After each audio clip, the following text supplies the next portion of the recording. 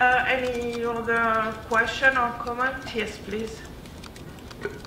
Hi there, Yochai from accessnow.org. So I wanted to sort of just shift the frame back a little bit to what all of us sort of can do to support the revolutions. And yeah, Access is an multi-pronged organization that's working on sort of both through the movement, through policy, and through tech, and sort of we talk about circumvention technology, and we do that. And I guess sort of one of the questions that we always have is how important is content? How important is the media? Yeah. Can I sum up? Yeah, go for it. I'm really bad at ending sentences. Sum up with 2 points about this is that what is really interesting about the Gilead, the message for disclosure, I didn't touch it because from the beginning it looked fishy. For some of the reasons. Tell me. Well, you're busy. The interesting thing, and that's ultimately I think it was really valuable to see here, is that the main difference between mainstream media and the set of new medias is the time and the capacity for self-correction. Those mechanisms, challenging the New York Times on something and them actually admitting that they are wrong and fixing it. Good luck. But it gets better. Yeah, of course. Whereas so in social media, of course, there are all these problems. You need to verify your sources, whether the information is verifiable. But there are several circles that you can fall in of experts, people on the ground. You can do it yourself if you have the diligence and the professionalism in pursuing or trying to provide integrity in what comes out of your stream. Whereas with traditional media, you're very much, there's a very opaque system. Like no one, at least a lot of us feel that way. Try getting to an editor and contesting something that they published. Good luck. Again, and you have to be someone to get to them. You have to go through certain hoops. I, as a Mauritanian, in the coverage of Tunisia, in the Sidi Bouzid hashtag, I was fairly one of the... Prolific, I think is the word. Yes. People who were involved in that process. You have to understand something. By birth, by background, I'm Mauritanian. Something to remember here. Country known for its numerous coups d'etats. So as a dissident, as somebody who's brought up in that environment, 3 days before Ben Ali came out, based on that experience, because when I see a coup d'etat, I know coup d'etat. All of these signs of a coup d'etat, based on that experience, were quickly piling up in Tunis. And Rashid bin Ammar, the troops are moving, the troops' movements, like where did they go, the patterns that they were going. Yes. And then I was like, I think a coup d'etat just happened.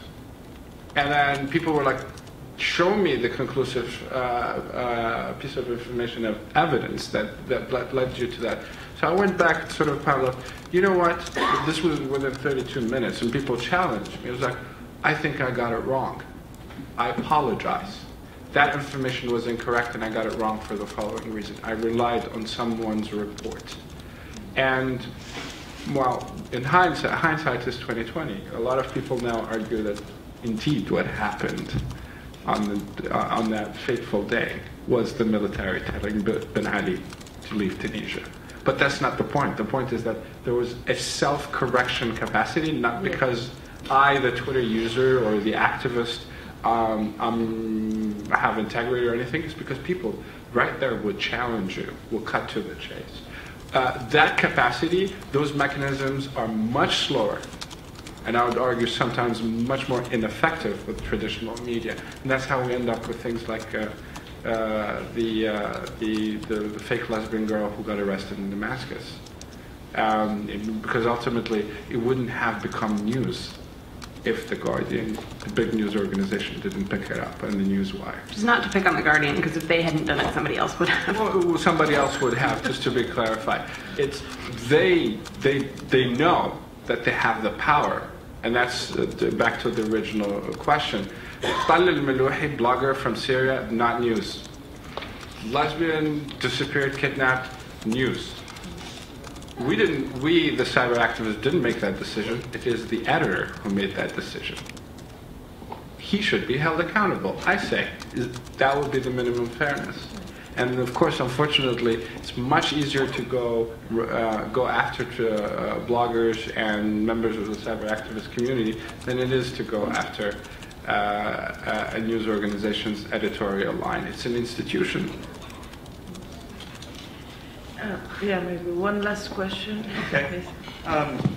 Chip Pitts, and my question is about the role of the U.S. I'd like to invite the panelists, and by the way, this has been a superb panel. Thank you all. It's really great. Both those within the region and those who are outside the region, based outside, and those who go back and forth. In terms of U.S. policy, historically and presently and in the future, you know, we hear the resounding rhetoric from our Secretary of State about internet freedom.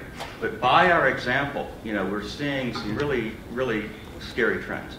You know, renewal of the Patriot Act and administrative support for that, the perpetuation, continuation of the warrantless surveillance regime here, the assertion of the state secrecy privilege. I need not go on. You know the list.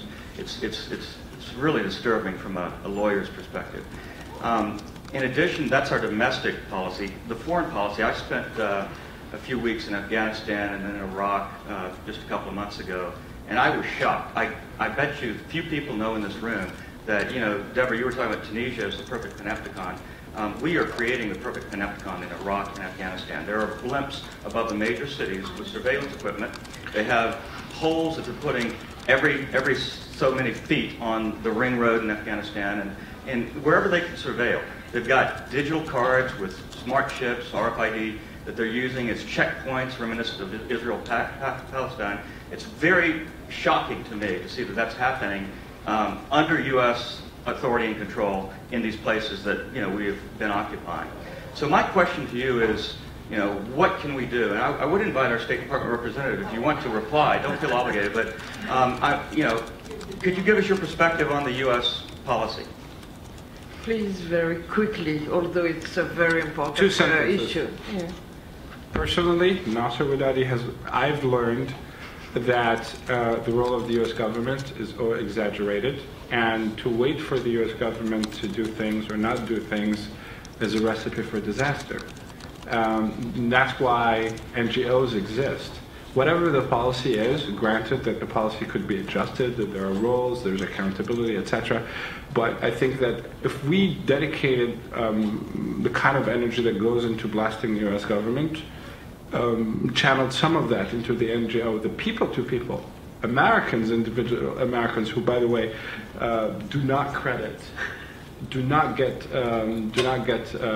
enough credit because they've been front and center in these amazing things that happened in the last decade and a half in the Middle East and North Africa.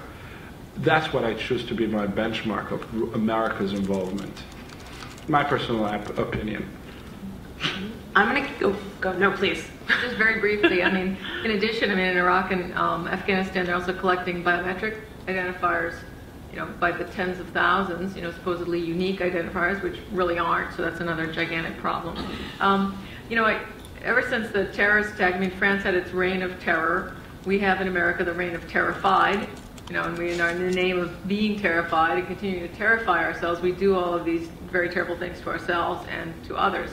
Just very briefly, I mean, I think that it tends to get forgotten. I mean, the United States has 2 big oceans around it. We know this. We tend to be a bit myopic. And so we tend to forget as we go around the world and promote tools and solutions and so forth that here in the United States there's a set of protections and rights that undergird the deployment or sale or use of some of these things that do not exist, just do not exist, bare ground in other places. And so it you know, creates the potential for abuse. In addition, American foreign policy, you know, very explicitly since post-World War II, the 2 main axes of American foreign policy are economic development in a market society, market sort of model, and also democratic participation. And so again, those are our red threads, and we have successfully, you know, the U.S. government and, you know, those who represent them and private companies and private citizens, we've successfully deployed or followed those 2 main red threads, and we need to keep them during this reign of terrified, when we tend to lose that, very, very much in mind, that is our purpose, and that's what we should be doing abroad and promoting. I'm going to keep mine as relevant as possible to my actual work because I could say so much more. In terms of our internet freedom policy, I agree that the Secretary's first speech in particular was incredibly powerful and incredibly noble, but at the same time I don't think that to this point internet freedom has been an evenly applied policy. I think that we focus largely on large targets, Iran and China for the most part, even when Tunisia was probably the third or maybe even second or first worst, most pervasive censorer in the world. That was awkward. But, you know, we're not focusing on our allies, Bahrain and Saudi Arabia, both of which censor the internet very heavily. Turkey, which also court orders back and forth, censoring blogs all over the place. So that's part of it. I think that if we're going to employ a net freedom policy that can sort of win the hearts and minds, so to speak, then we need to be doing it in a way that is not hypocritical and that takes, you know, all of these countries into account and on a fairly even level. And the other thing that I would say is that in terms of the way some of this is implemented, I know that, you know, the State Department through DRL and through other organizations does a lot of funding for training and for tool development. And I think that in large part, you know, there's a lot of good in this and there's some negative. There's some drawbacks to it, but I think that the one thing that's really lacking is listening to people in the region. There's a whole lot of assuming what people need, going in and trying to implement networks on people who already have existing networks. And so in that respect, I would say that there's a whole lot more back and forth listening that can happen between the folks at state employing our internet freedom policy and the people who are the recipients of it. Thank you, Jillian. It was a very good concluding word because we have to end this panel now, unfortunately. I hope this would be only the first step of an ongoing discussion between these two communities, between these different parts of the world also, and I hope that we will see more and more NGOs and people from the Middle East and North Africa participating in the global conversation. Don't miss right after this panel, the session to hear the comments and reaction from Bob Bostin. Google. This session will be moderated by Deborah. And please join me to thank our panelists. You did a very good job, a great job. And I would like also to thank the people who I've been told that we have got some really nice tweets for this session, and thank you very much.